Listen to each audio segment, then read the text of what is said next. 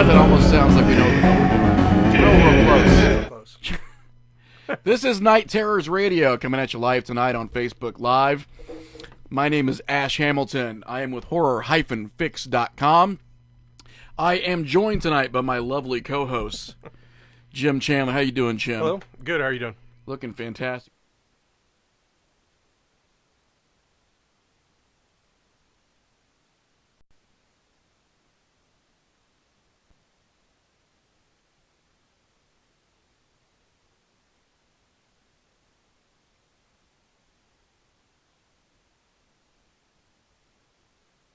Long ago at one of the local Central Illinois Film Commission meetings. So you had invited me to come out here, and I just wanted to come check this out and hang around and just listen to some great stories or whatnot. Now we've got Onyx, the studio cat, in the studio tonight. Cat is extremely mysterious and aloof except for when her recording. Mm-hmm. And at some point in time, she will show everyone in Facebook land her asshole in its entirety. Tail will be up. Asshole will be on full display. And we also have a special guest. We can't forget the fact that we actually have guests. That's right. On here tonight. We have Leif Jonker. Did I pronounce it correctly, Leif? Was I close? No. It's Stevenson. Bill Stevenson. Leif is actually celebrating a great run with the film festival right now. And as always, we love people coming on talking about genre films and their association with genre films. Leif is also a filmmaker. How are you doing tonight, Leif? I'm good. I can't see you guys again. I just see myself. But I'm doing all right, man. Doing all right. We've had, this is our 9th year doing a festival, a horror festival, all October long in Wichita, Kansas. And, it's been a long time coming. There is a film festival here in town called Tallgrass. It's a great fest, but this is the only horror movie festival. And we've had actually sold-out screenings of Poltergeist, a double feature of Christine and Maximum Overdrive, Wow, Lost Boys, my own little movie, and then last night we had a darn near sold-out screening of Deep Red. Oh, wow. The 4K, nice. Remastered, uncut director's cut. And it's in here in Wichita, which makes it even more special. Yeah. Now, as far as the features that were picked, Leif, how did you go about picking the features for the festival? I usually steer it towards stuff I want to see, but we have a group called Wichita Big Screen that has about 2,600 members, and it's just movie buffs. And I have a special VIP group. We had people this year. We had to. Can you guys get me okay? Yeah, you're cutting out a little bit, but I think we're good. Okay. We actually had to before it's been a collaboration with the theaters. And this year we had to rent the theaters. Oh, wow. And so we had a bunch of people kick in money, and that group got to vote on the films we showed this year. Oh, nice. Now I'm always for watching The Lost Boys, by the way. That's a film that, even though it obviously reflects a lot of... it's a very fashionable film. It really is. And it reflects a lot of fashion, sort of like fringe fashion of the 80s at that time. But to me, I think it's aged very well. Yeah. Especially as far as the filmmaking. I mean, it's probably... as far as Schumacher's films, I think that The Lost Boys is a great example of the fact that he really is a good filmmaker despite this whole Batman and Robin debacle. Right. And also 8mm, which I thought was a great Joel Schumacher film. Yeah. Time to Kill is a great movie. Yeah. Time to Kill, yeah. Oh, yeah. So, as far as some of the submitted films, where are some of the submitted films coming from? Right now we're only doing genre. I mean classic genre films. Oh, okay. We're actually not. We don't do submissions, which is one thing. When Regal Cinemas bought our local theater chain, we have and here in Wichita we have some of the best theaters in the world.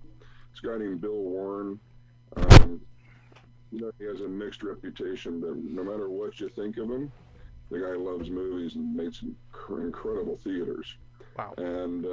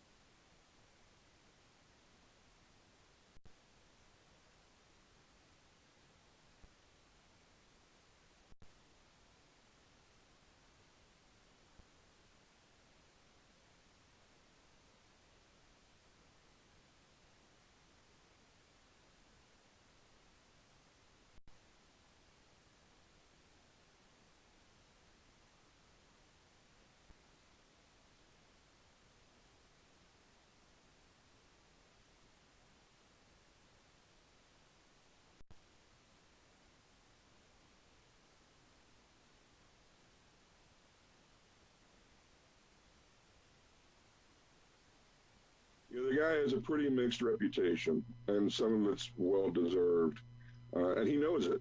He knows he's doing. He knows, but there's some things I've learned about him that a lot of fans may not know, and his dedication to George for many years was singular, and we wouldn't actually have a lot of the classics that we enjoy if not for Richard collaborating with George. He really helped get George's career back on track.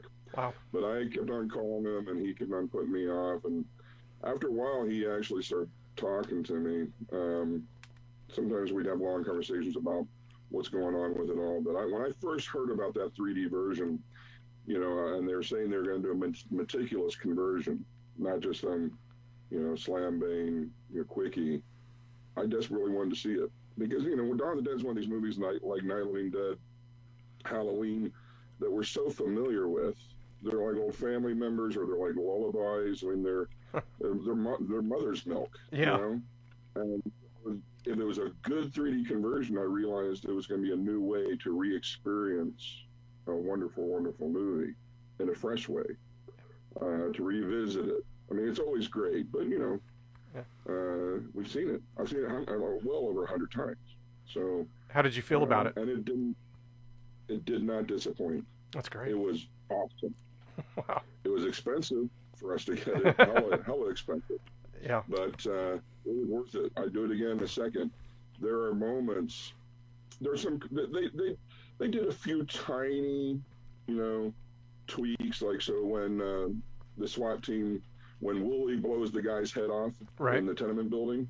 Right. There's a flash, because I watched it 4 times. I watched it because it was my damn festival. I got to watch it every time. Right. There's a tiny flash of an eyeball zipping right past, but we're talking instantaneously. Really? You could easily miss it.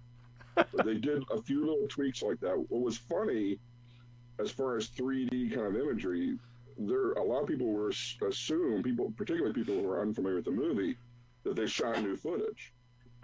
To lend itself to the 3D process.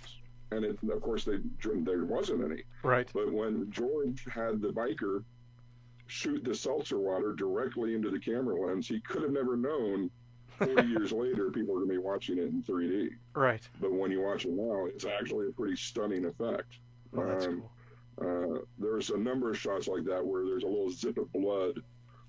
When Savini decapitates the one zombie, he's like on the side of the bike and swings the machete. I think he decapitates her, but there's little things where there's knife strikes and all, where there's a little zip of blood out you. So the 3D effect was cool, as what people expect when they go to a 3D movie. Right. The thing that freaked me out and made me really excited was that because of the way George shoots, George doesn't create momentum through moving the camera. He creates his momentum through editing. And a lot of his shots, there's some camera movement, but there's a lot of shots that are locked off. And it just turns out that was perfect for 3D conversion. With elements moving in and out of the frame, but the environment staying the same so they could create depth. The thing that got me really freaked out, I saw one little sample before we got the DCP. And it was when they're looking down from the roof into the mall. Right. And I immediately had that sense of depth that it was plunging down into the mall. A little vertigo. The one level and the ground level. Right. As I told people from the little sample I saw, we're not going to be watching Dawn of the Dead in 3D. We get to visit Dawn of the Dead. You get to be there. Because there's several shots where the camera's looking down the mall. And if you think about it, generally, if you have a large enough movie screen, it's life size. It's like your perspective is like you're standing in the mall looking down the mall. And so suddenly we were actually in the mall. So it was great. It was great. Sorry, guys, I can go off on that. No, that's okay. I'm curious. What is the actual origin of the 3D source? Was this just an individual fan that was able to assemble it? Where did the material come from? I mean, because I'm always interested in 3D conversions and where people are actually getting the materials. Well, this is the producer, the owner of the film. George, for better or for worse, and a lot of people just blame Rubenstein for this, but for better or for worse, George wanted out of Laurel film. And he wanted all the way out. he insisted Rubenstein buy him out. And Richard claims, he said, why do you want to do that? I mean, we could be making money off Dawn. He said we could be making money off of Dawn of the Dead till we're dead. And our grandkids could. George sold out. I mean, he's not sold out. He's not selling out, but he sold out his portion of all the rights to Laurel, to Creepshow, Dawn of the Dead.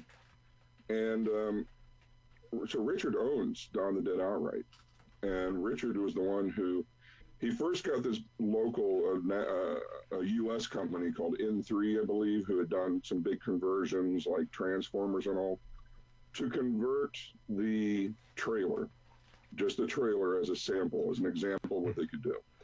And I think they were looking at collaborating or being a partner on the conversion, and decided, I don't know what happened. I don't know what happened, but for whatever reason, they didn't proceed with at least a full conversion.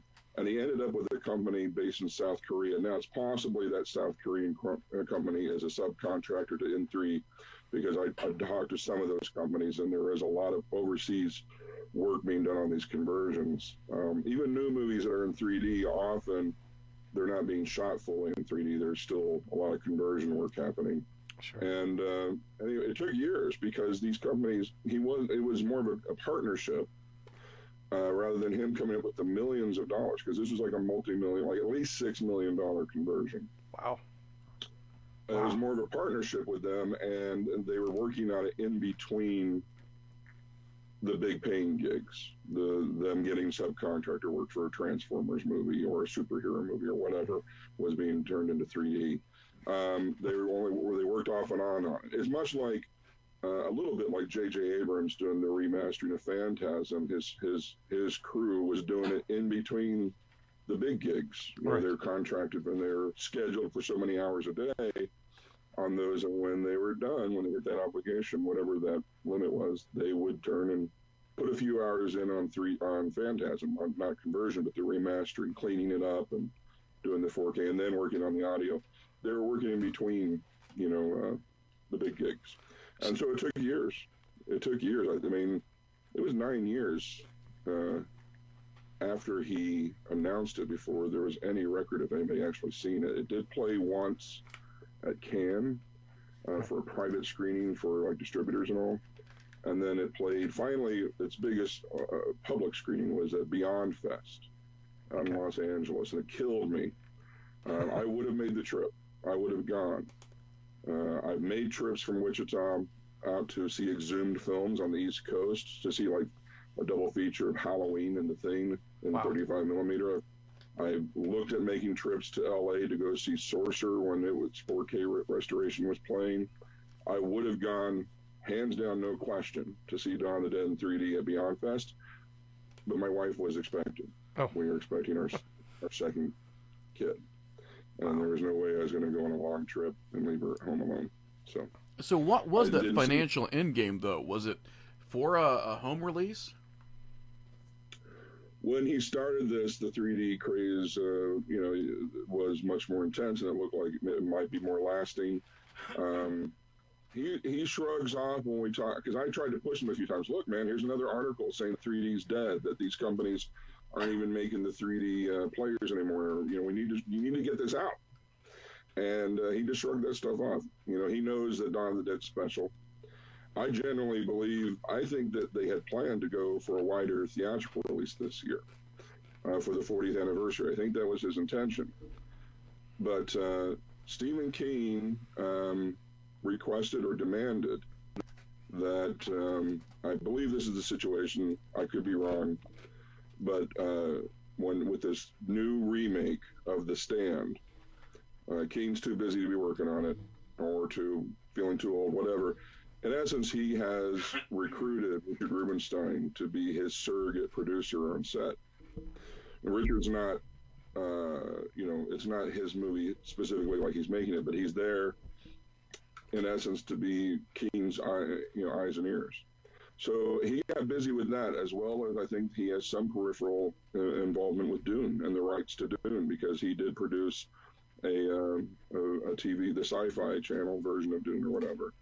So I don't know if he still has some rights to that, but I think he's involved with that. So anyway, he got busy.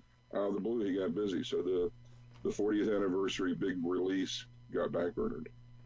But I do think he was hoping for, he saw when it showed here in Wichita, it also showed in Pittsburgh and I think Cincinnati. The 3D conversion of Dawn of the Dead did, and I think those were kind of test runs. And I think he was using those as examples to go much, to the powers that be, distributors, theatrical chains, whatever, to go wider with it. But again, he got busy with other gigs.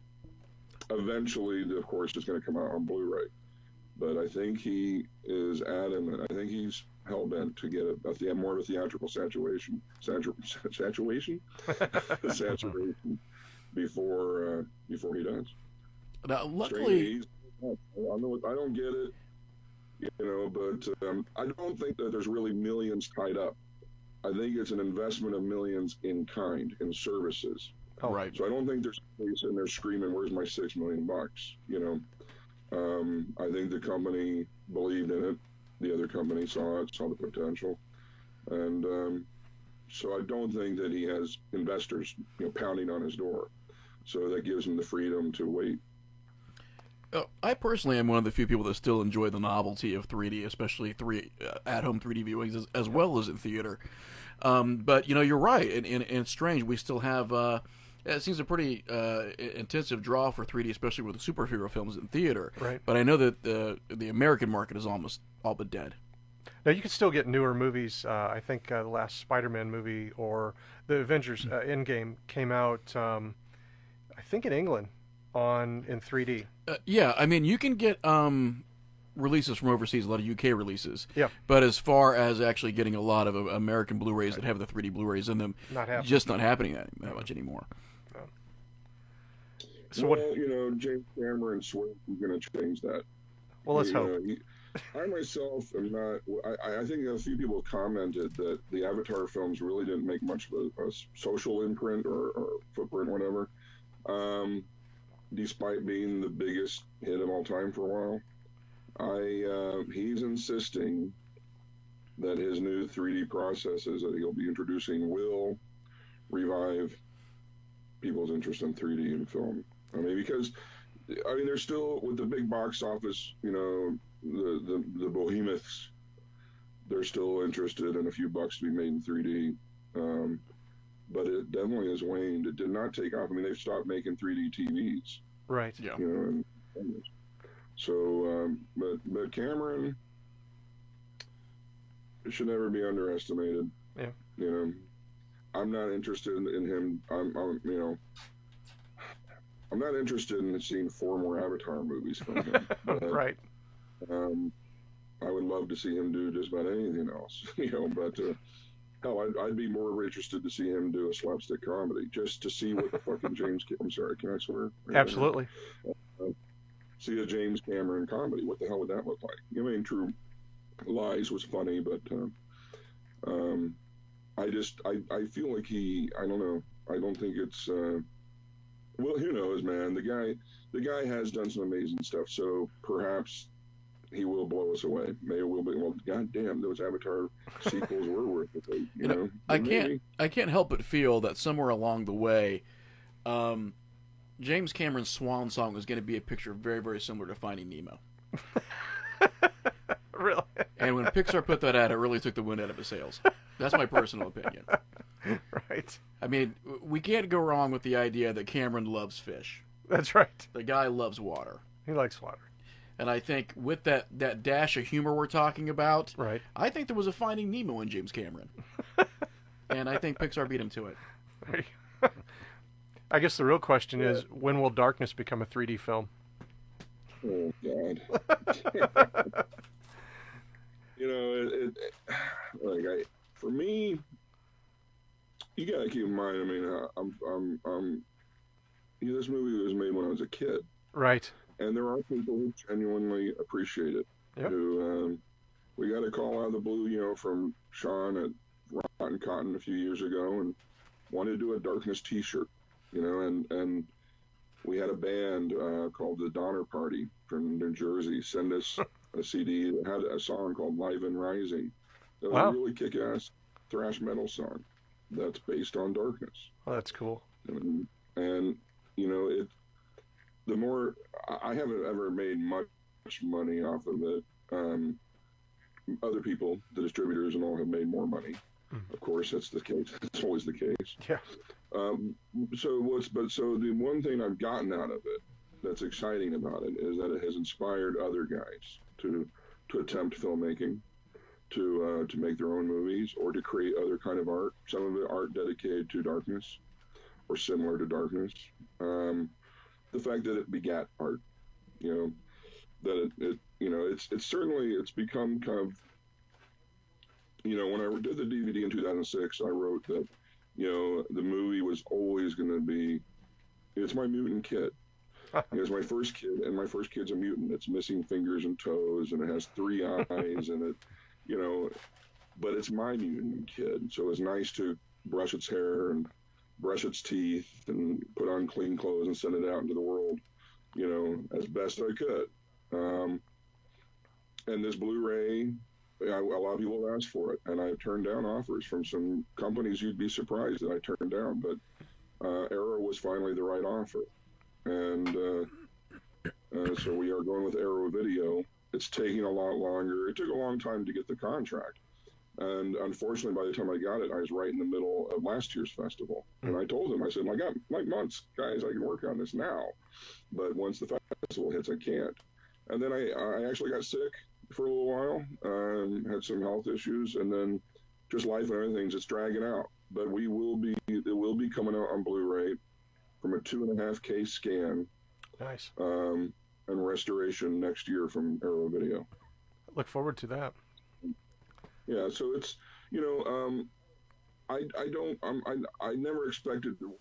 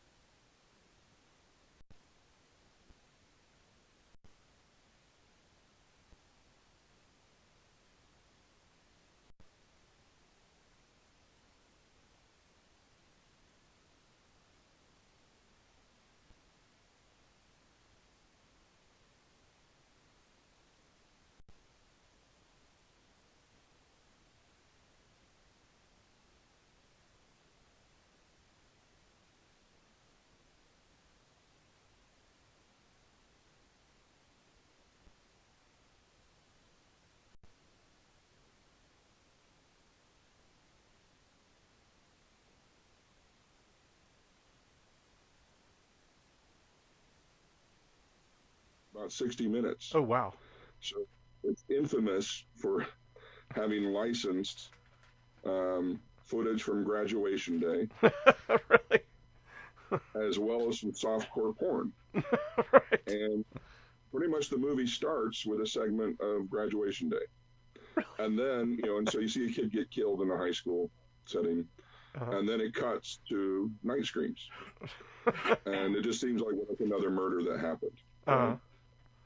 And then later, these kids are at a party at a house, and the party's, dialed down. It's the end of the evening, and the film shows where everybody is in the house, just for geography. So now we understand these kids are up in bed together. This guy's playing pool. This guy's in the kitchen getting food. Well, and one girl's out in the hot tub. Well, they show one guy watching TV, and so now we know. All right, that guy's separate by himself, watching TV. That way we know where everybody is before they get killed. Well, they took this softcore porn footage with John Holmes and Seika and just put it on the TV for like 5 minutes. Oh, my God. The movie just stops. Oh, geez. And cuts back and forth a few times to the guy watching. But we just we watch what he watches. It has no impact on the story. 2 of the producers, 2 of the financiers, one, they're brothers. and one of them had a daughter who was in a local dance troupe, and they did these these national dance competitions. And it was a little group of teenage girls who danced. They were called the Sweetheart Dancers. And they said, we would love to help make the movie. We'd love to put our kid in it, in her dance group. So the filmmakers, assumed, well, okay, we got this scene at a nightclub. I guess we'll stick him in the background there. And the idea was, these things happen. I would do it. Somebody would give me $400,000 to make a movie, Heck yeah. I figure some way to integrate them, probably anymore. There was one point when I was younger, I said, no way in hell. I have my integrity. Damn it, it's been a long time since I've made a movie. So I understand that. And I think what they intended was have the nightclub, you hear the guy introduce him, we see him dance for like 5 seconds. And then we cut away and we see our characters talking. And then maybe we cut back for the last 5 seconds of them finishing, right? Right. That was the idea. But then the movie came out short. Now, you got to keep in mind, when you're shooting coverage, you shoot a lot more stuff than you use. Right. So for continuity and for synchronicity and everything else, they shot the entire dance routine. Right. Like 1 or 2 cameras, the whole thing. Oh, geez. So they had that footage. So the movie stops cold for 5 minutes at least. It feels like 30, but like 3 to 5 minutes, it just stops while these girls do a dance routine. Again, it's the movie long enough to actually be eligible for release, to be considered feature length. The parallels this is drawing to my wedding video is absolutely frightening, by the way. Well, believe it or not, there's some interest in even, right now there's such a craze. Not just, of course, it's to capitalize on it, but also there's almost, I think, some of these labels are in a bragging right war with each other. You think your movie is obscure? Well, look what we found, Oh, right, yeah. So there's interest in night screens coming out on Blu-ray too, and so there will be, I think, the entire slasher genre, everything from the '80s. Will eventually be preserved in beautiful 4K restorations. Wow. Have you seen the Arrow release of The Prey yet? Of which one? The Prey? No, not yet. The producer who licensed Darkness is a guy out at Arrow. His name's Ewan Cant. Okay. And he loves that movie. He loves The Prey. And The Prey is actually similar to Night Screams in that it came out a little short. Okay. But they didn't, what they did was they found a guy who has this really high-end nature photography stuff. So the movie suddenly stops with these beautiful macro-focus shot images of centipedes and bugs and birds and spiders out in nature. Uh-huh. So it's like, it actually at least applies to the movie kind of, but even the actors were saying, when we first saw it, we're like, is this a National Geographic movie? Or what is this thing? And that's what they padded out The Prey. But it's beautiful. The transfer they did, the work is beautiful. Wow. I mean, there's the movie. They said this about the Texas Chainsaw release years ago, and I think it applies. Even the movie never looks so beautiful as what the cinematographer was seeing through the lens, or since the cinematographer saw the movie through the lens. I mean, it's amazing what these guys did for a questionable film at best. But the movie has a dark ending. Uh-huh. And I think it was twisted and weird enough that Ewan just thought, it just struck a chord with him. Wow. And he told me he had a conversation, I think, with the guys at Vinegar Syndrome or some well-known obscure, label that deals with obscure titles. And they were talking about their dream list. And he said, like, without hesitation, his first title was, I would love to put out The Prey. Really? And years later. That's great. So anyway, see, I went off on a tangent there. That's okay.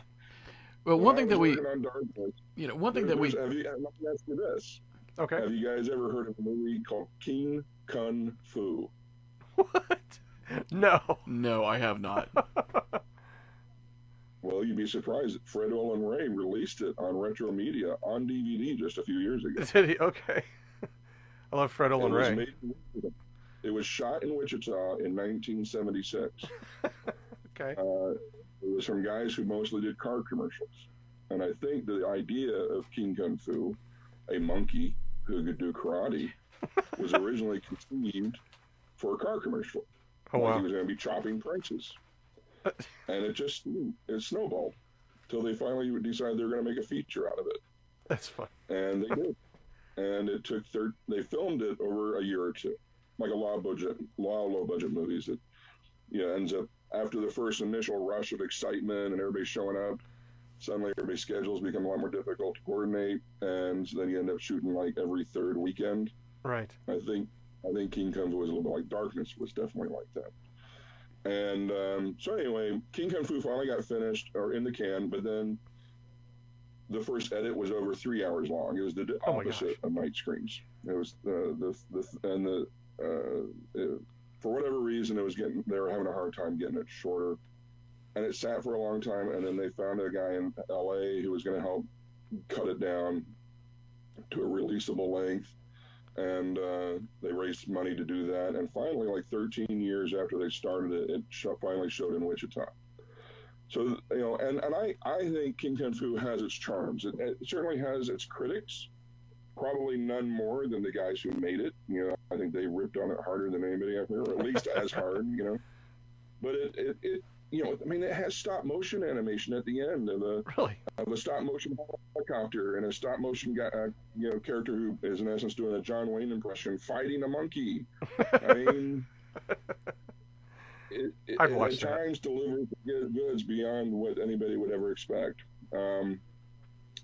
But I'm 17 years old trying to go around and make a movie in Wichita, and those two movies are the highest profile examples of making movies in Wichita. Wow. And I spoke to Bob Walterscheid, who's the producer of King Kung Fu. And for the record, Bob was encouraging.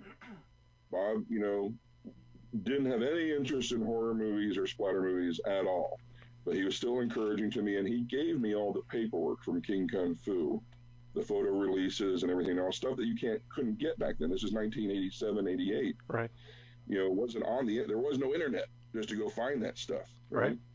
So he gave me that stuff, and other guys, though, were very discouraging and usually actually used the words at times, you can't make movies in Wichita. And that's what I thought was ludicrous. Well, you guys made movies. Now it's time to make a good one, was my push.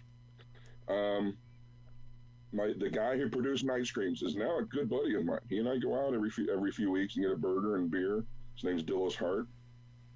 I pitched Darkness to him, the opening of Darkness, the convenience store sequence.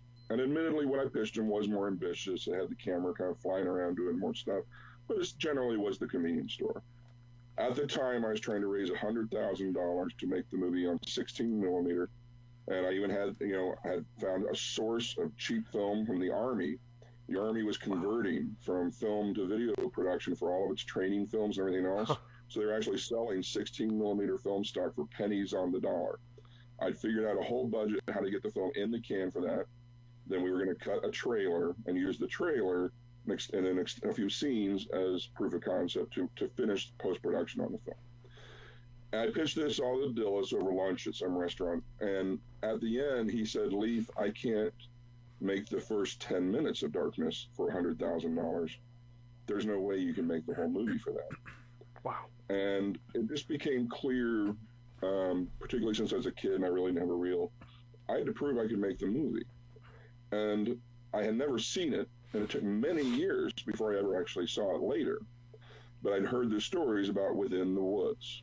You guys almost certainly are familiar with Within the Woods. Yeah. Sam Raimi and crew had made a bunch of short films, but they were almost all comedies. That was their real passion for years, was like Three Stooges comedies and the slapstick, type of humor. They felt that making a horror film was their best commercial chance of making a movie that was actually going to make it into drive-ins and actually get released. And so they had to prove they could make a horror film. And they made Within the Woods, a 20-minute short film version of Evil Dead. Starred Bruce Campbell and Alan Sandweiss. It cost like $2,500. And I heard that story many times, and I figured, okay, well, I'm going to do the same thing, except I'm going to go ahead and make the whole feature. And I actually started with like $2,500 that was earmarked for college. I spent 1,200 of it. Eventually, it took a couple of years to get going, but I bought a camera for $1,200 and a bunch of film, and started filming Darkness to be a demo.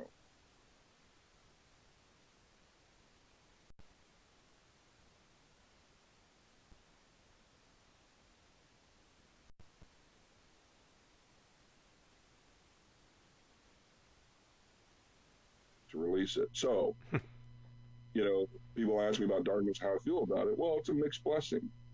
I didn't expect anybody to ever even see this movie, except years later, maybe as a bonus, supplemental on the real movie.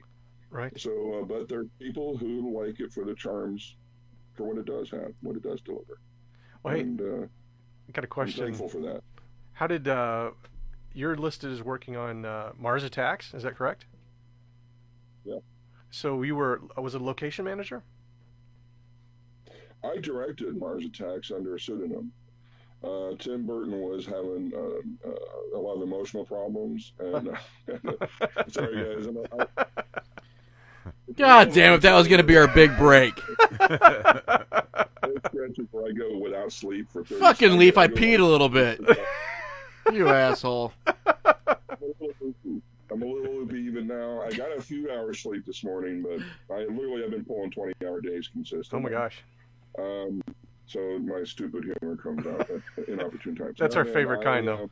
I can't wait to paraphrase this episode. Right. The Mars Attacks bomb drop with Leif Jonker. I occasionally worked with the local stage union.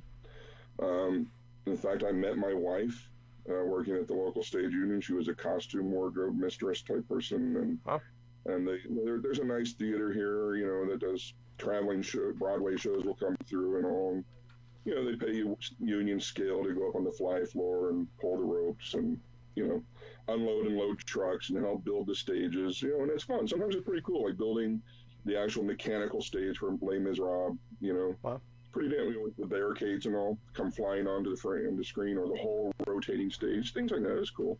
It was a gig, a lot of rock concerts. Got to meet Rob Zombie and Alice Cooper and Ozzy Osbourne, cats like that when they came through. But when Mars Attacks came through, they had to use union people. And Mars Attacks was filmed all over the country, and they filmed locally at this building that was a closed retirement home for the grandma's retirement home. And then they went up to Burns, Kansas, which is a tiny town. I mean, it's really small, to build the donut shop that blows up in the film, if you recall the movie. So I started through the union working on construction, and I helped just do remodeling and painting, and then my friend had a friend who did locations work named Stacy, and she was called about Mars Attacks, but she couldn't do it. She had just committed to another movie in town. She didn't think there was a chance Mars Attacks was going to call her, so she committed to this TV movie that happened to be in the area. And so she passed him off to me. And the thing that's cool about that is my boss liked me. At the time, I was going through kind of a midlife crisis at 25, early midlife crisis. I was going through a divorce, and I was working out all the time and got all skinny, and had a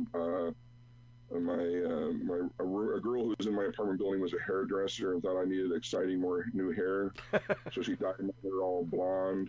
And then I got stood up on New Year's Eve and got really drunk, and went home, and about 6 a.m. decided to give myself a mohawk, and stopped cutting it halfway through, realizing I made a mistake, and woke up covered in my own hair and everything. And then she finished up the mohawk for me, the neighbor did. So I had this mohawk. I was 6'3". I was I pretty much, was looking like a trench coat kid. I think I thought I was going for Rutger Hauer, Roy Batty, and Blade Runner. Right. But nobody ever said that. They all said, "Hey man, I loved you in Lost Boys." Now my boss was a guy named Kakai Ampa. Uh-huh. who was a locations guy who worked on stuff like Mars Attack, or not Mars, well, he did Mars Attacks, of course, but he did Shawshank Redemption Oh, and wow. other things. And he was really cool. And he was 6'5", Oh, gee. and like a 400-pound black man. So I'm this skinny, pasty white kid, 6'3", with a blonde mohawk. My boss is the 6'5" black man, and we are going and knocking on doors in Burn, Kansas, Oh. scaring the living hell out of the people until we say, "Hi, we're from Warner Brothers," and then suddenly they're like, "Come on in." Yeah.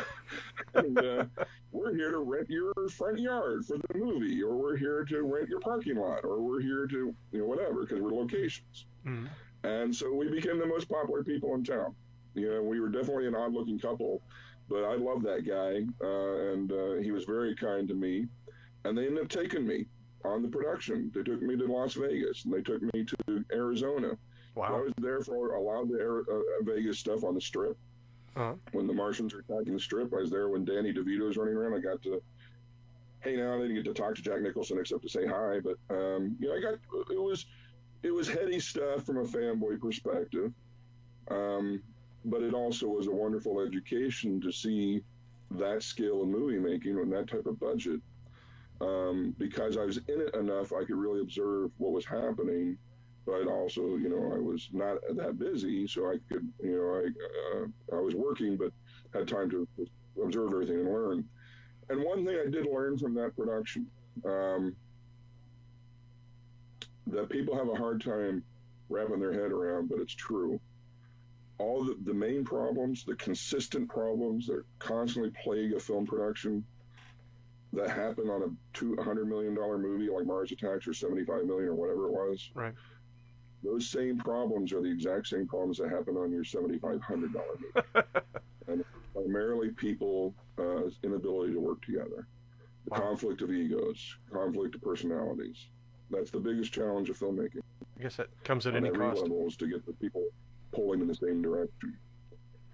Wow. So, but yeah, I worked on it for several months, and if you go to my Facebook page, you can see a few pictures of me trying to look cool standing out in the desert with my mohawk. But also I got to meet like Peter Strzelecki, who shot Rocky Horror Picture Show and Empire Strikes Back, and a lot of like Dead Ringers for David Cronenberg. I mean, he was a wonderful guy, this old English cat, and I got to pick his brain and talk to him. And then some of the actors like Paul Winfield were just real mellow. They were happy to talk all day about stuff. So it was a really, and I met a good friend, Chad Ardenbright. He was another kind of PA type level guy, a grunt. I mean, I was just a grunt. I was an assistant to the department. Yeah. But it was a great opportunity. And now that's the thing. I talked to people over the years, a lot of guys who were grips, guys who were painters on sets, costumers. So many people had dreams of being actors or directors or writers, and they would get a gig making, a lot of money, compared to what they had been making in some department like locations. And then 20 years later, that's what they were doing, and they never pursued their career. I really wanted to make films. So I intentionally did not put my name on the film, on Mars Attacks.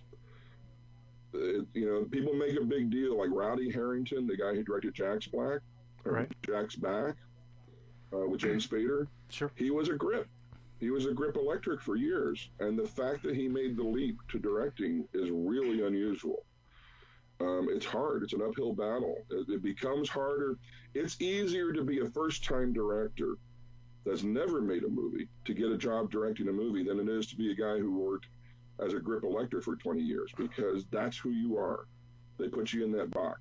Yeah. So I had a chance to work on Starship Troopers as a locations assistant, but and I should have probably done it, because my intent was to go back to Wichita all fired up to get another movie going, and it didn't happen. But I didn't want my name on the film because I didn't want to be known as a locations guy, even though I adore and respect my boss on that, but he was one of those guys too.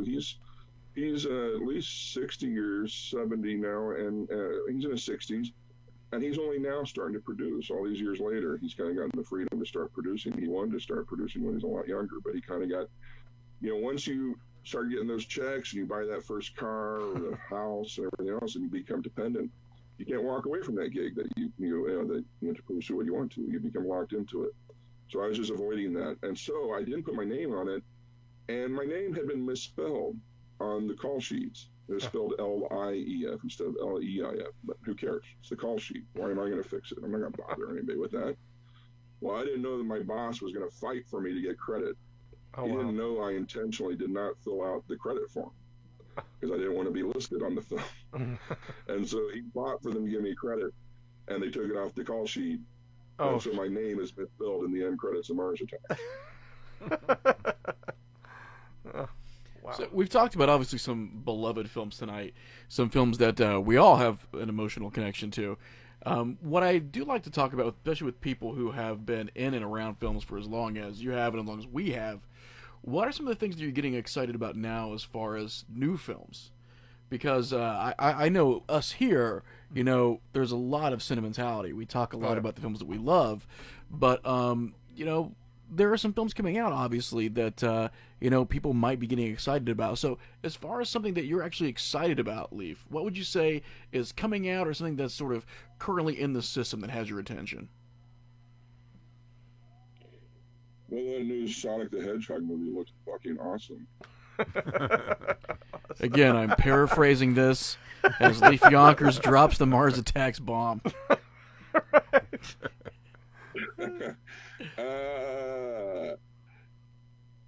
That's a good damn question, man.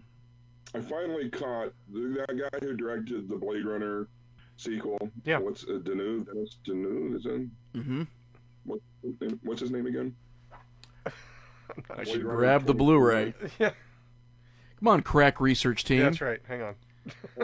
You guys on your miraculous internet machines? I can't access mine. I actually on my keyboard. So anyway, the guy who did a movie called Prisoners, and I'd heard about it some, and the guy, watching that, I realized, okay, I can see why this guy's career, why he's getting these opportunities, because there's some people mixed on that film, but it is a nice piece of filmmaking. Mm-hmm. And he shows real potential. So, he's done some cool stuff. Blade Runner 2049, I had some issues with. There's a lot I like in it, a lot.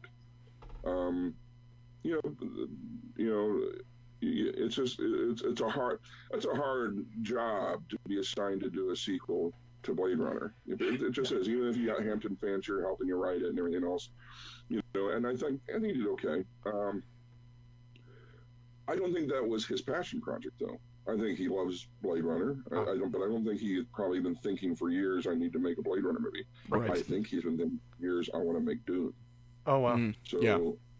I think his version of Dune may very well be something very exciting. That is Denis Villeneuve. I think is how you pronounce it. Denis Villeneuve. Well, it's nice and sing-songy, and I like it. And that's what counts. What about Zombieland 2? It comes out Friday. Any interest in that?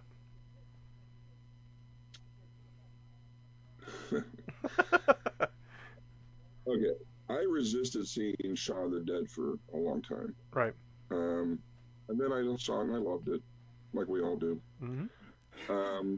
It bothers me that George Romero has had to see films come out that would not exist if not for his work. That's true. That almost all of them, I think even Shaun, had budgets bigger than all three of his Dead films combined. Wow. And that he got cheated at the last minute out of his budget for Day of the Dead. What he made was a great movie, but it wasn't what he had hoped to make. He was going to have a lot of fun with that. And a lot of people think he actually made a better film than what he would have made had he been given the budget, but I still would have loved to have seen that. I know this is crazy, but I think that George Lucas in his prime, and not Phantom Menace George Lucas, but in his prime, and George Romero had a lot in common in that they wanted to fight the system. I don't know if George Romero would have done it, but I would have loved to have seen George Romero's Return of the Jedi.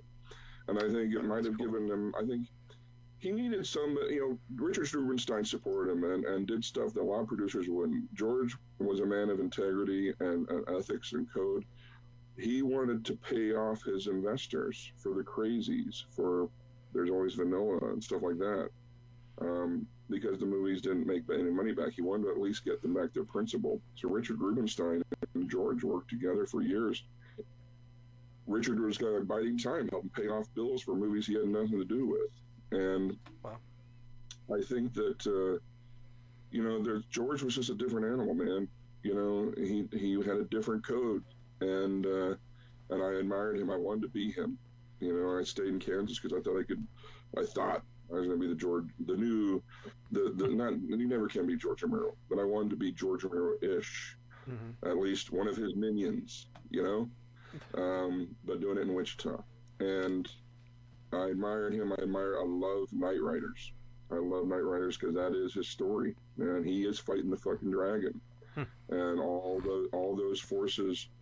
The group is Laurel, and and Billy was crazy. Billy was destructive too, Ed Harris's character, in a way George was at times too. I mean, people don't have a code hardly anymore, and he did, and it's hard to live with. Like I said, it's hard to stick to your diet. It's hard to live by a code, man. Yeah.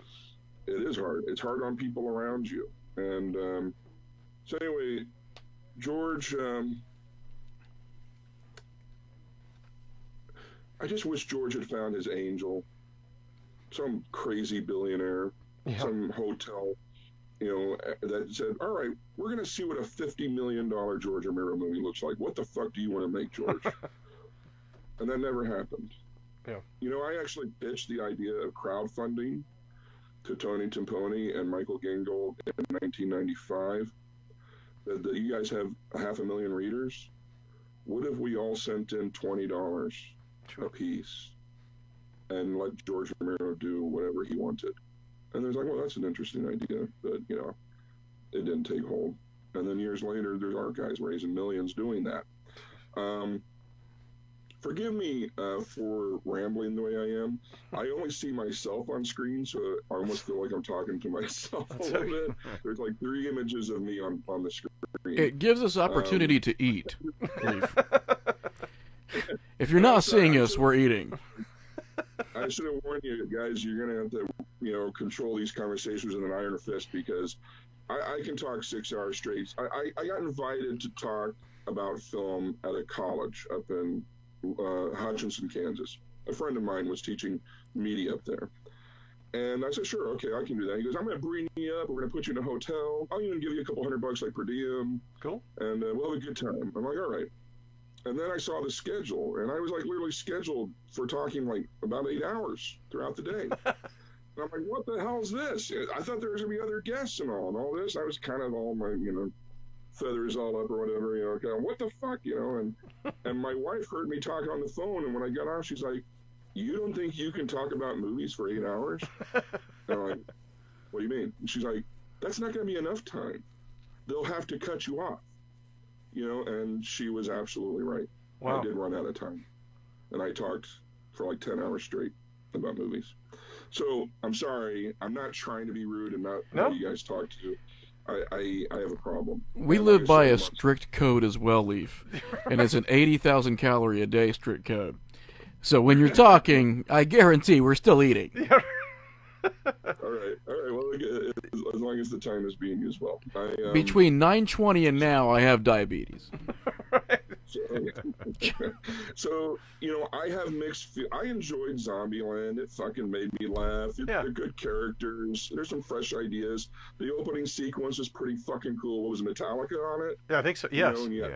For whom the bell tolls. Into windows in slow motion. There was some fresh shit, man. That's good. It's still just fucking. There's something about it. I mean, hell. I got in an argument with these guys online. I know it's fucking stupid to ever talk online. Somebody said it best once. I heard it. Arguing about fucking anything on the internet is like trying to drown a vampire with your own blood. Oh, yeah. That's fucking brilliant. Right. And spot on.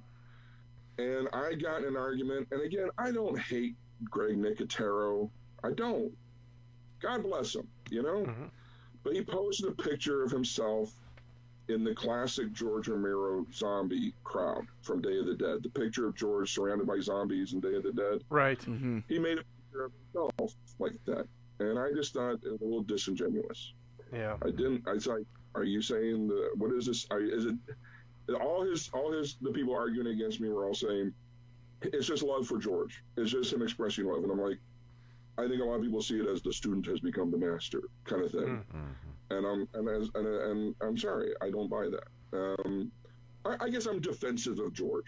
I want to defend the guy, you know? Sure. I want to be the fucking guy. You know, he's my surrogate dad. I'm the crazy stalker fucker that, you know, if I'd been close too long, I would have had restraining orders on me. Whatever. I don't know, but I love Knight Riders. I think that is George. I love George. I love his career. I love what he said. I love how he did stuff. So when I see other guys becoming 100 millionaires, that the highest grossing zombie movie of all time originally was Zombieland for a while. I think now it's probably World War Z, but I'm not sure about that. But Zombieland was the highest grossing zombie movie of all time. That stuff sticks in my craw a little bit. Yeah. Will I pay to go see Zombieland? Probably not, but I will see it eventually. This double tap. I'll check it out eventually, but I'm a little busy right now.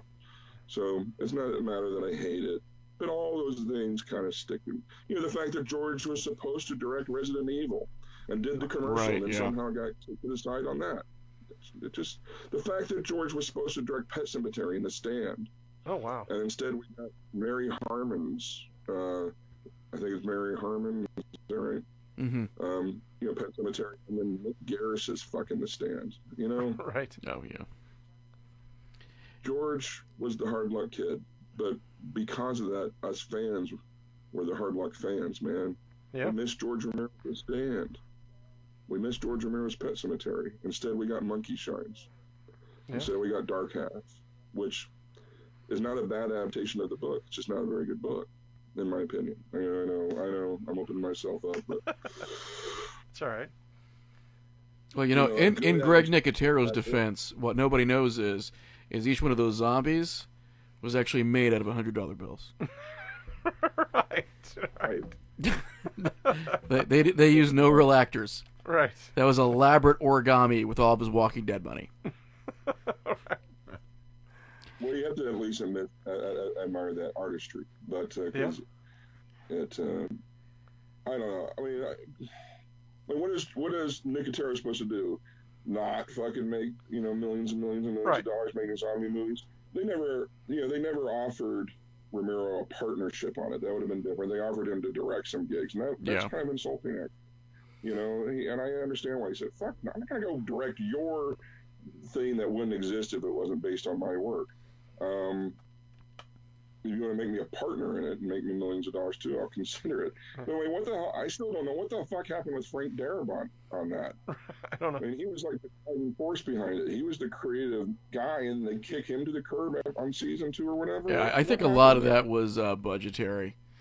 He had some really big plans, and I've read a lot about what Darabont really wanted to do with the series, and because they had talked about what a departure was going to be from the comic books, anyways. And when they started talking about the bigger departures, he was more of a bigger picture kind of guy, and his was always, well, it would be fantastic if we were able to show this. Yeah. If we can really sort of increase the scope. It's going to be able to put these, what we consider great characters, in a much wider frame, and it's going to be something people really aren't seeing as far as TV. And as soon as, of course, he started talking about that, they started talking about budget, and they realized, hey, we can just have them walk around the woods in Atlanta for 2 seasons, and it's going to be a hell of a lot cheaper. And I think that started to appeal to them a little more. Yeah, that's what they need to do now. They need to go to that route now and go bigger. They've got the money now. They got the viewership, so... That's what they should do. The show's been up and down for me for a lot of people who still watch it. It's been up and down. Yeah. It's interesting to me because I feel that there's still a level of integrity that it keeps. Yeah. I feel that they still try to do some of these characters justice. The book isn't even in print anymore. The comic is done, but Yeah, I mean, I think Darabont was a great showrunner, and I really would have liked to have seen what he was trying to do, and I think we saw some of that with the idea of the CDC and how they were really trying to world build, and instead I think we end up getting smaller and more of a microcosm as opposed to sort of branching out. Right. So now, Leif, you I know you're a Carpenter fan. What's your favorite Carpenter movie? The Ward. Wow. It's tough. You know, Halloween is me. Mm-hmm. Not just as a fanboy, but as seeing. It's one of every once in a while I wanted to make movies since I was 7. And a lot of guys my age, a lot of generational guys, you know, throughout, you know, Star Wars was a tipping point, and there's big cats that are heavily influenced by it. Like Ridley Scott is very open, saying, you know, I made The Duelist. He had made The Duelist, and he's ready to do another historical epic called Tristan and Isolde. And he saw Star Wars and went, holy shit, I cannot be Tristan and Isolde when this guy's doing that.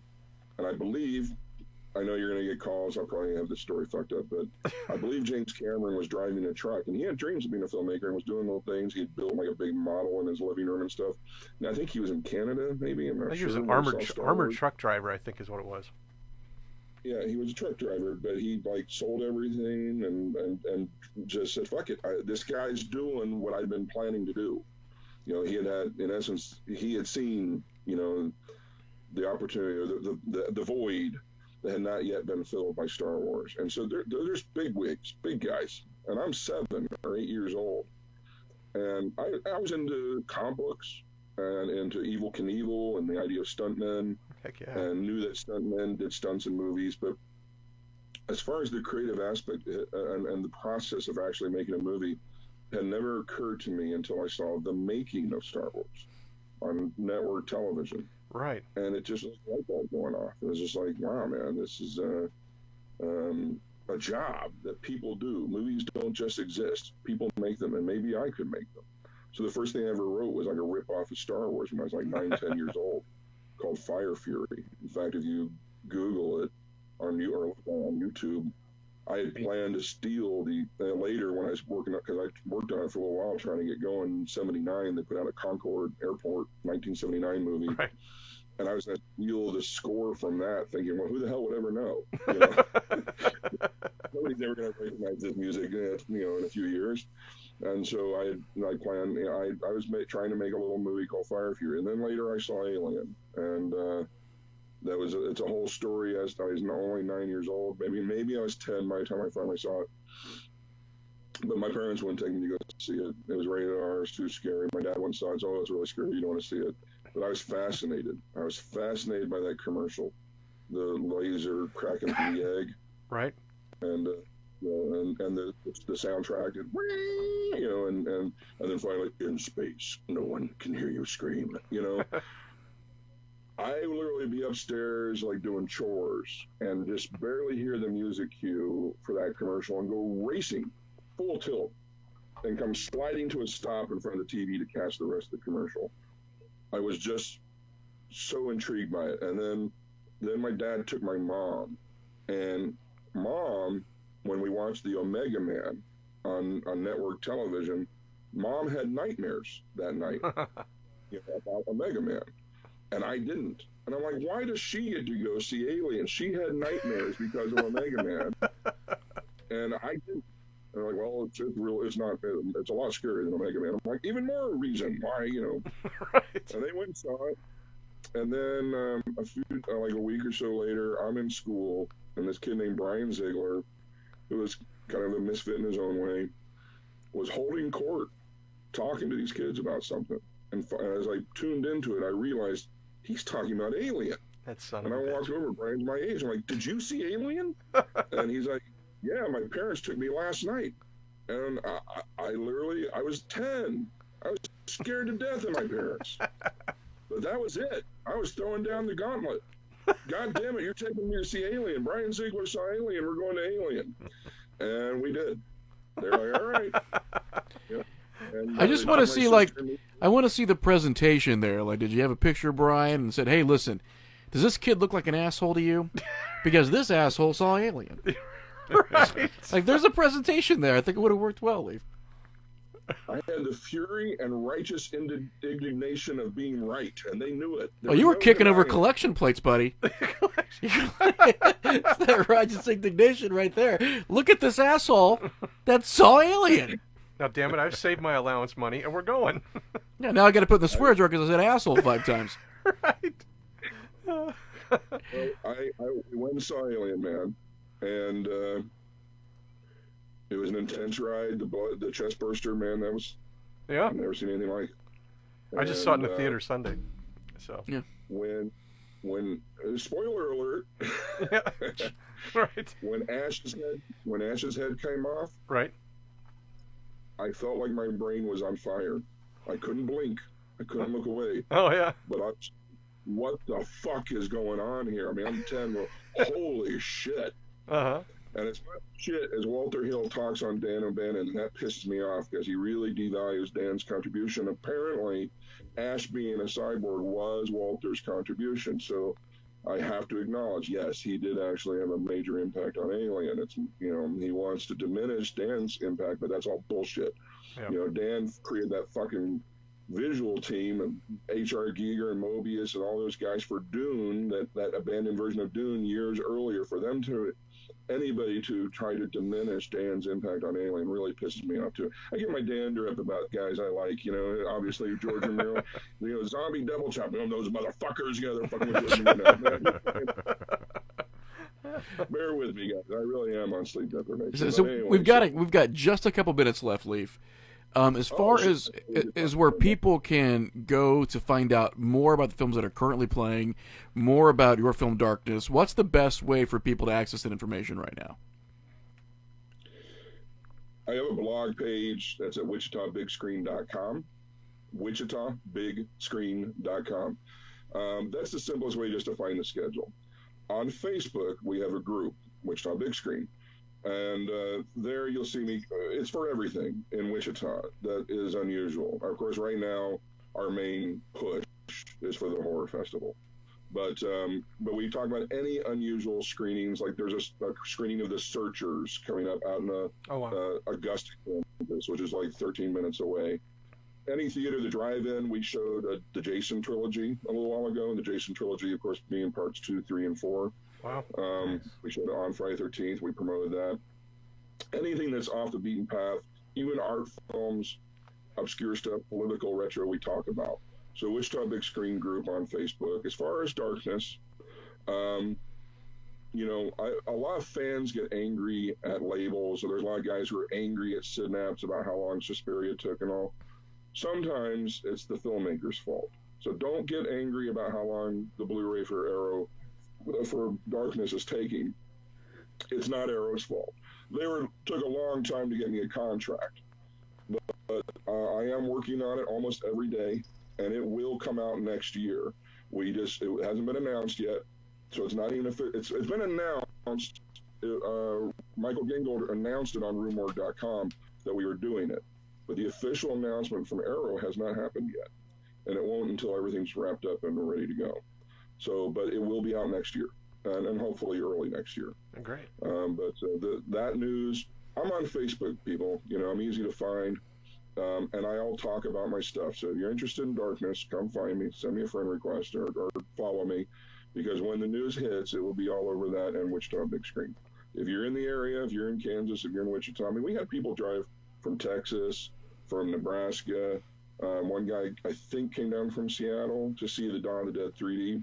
Wow. That doesn't happen all the time. Dawn of the Dead 3D was special, but we have had people drive, 5, 6, 7 hours to come see what some of the movies we're showing. So if you're in the area, WichitaBigScreen.com is the easiest, but just to see what's showing at the horror festival. But if you want to hear about more stuff in Wichita, the Facebook group. Do you have a couple moments off the air for us, Leif? Yeah, I don't like talking, but I figure we can. Well, we want to thank you so much for being on with us tonight. For those of you who are watching, we should have the podcast available for download in the next couple of days. Remember, you're watching Leif Jonker, Director of Darkness and Ghost Director of Mars Attacks. Spelled L-I-E-F. It's spelled L-I-F. Thank you so much, Leif. Have yourself a great night. For those of you watching, we're going to be back next week. We've got some other guests lined up. We're actually going to have some more paranormal guests to celebrate Halloween as nice. well. So just hang on for one moment, Leif. We'll be right with you. Thanks for having me, guys. I appreciate it. Thanks.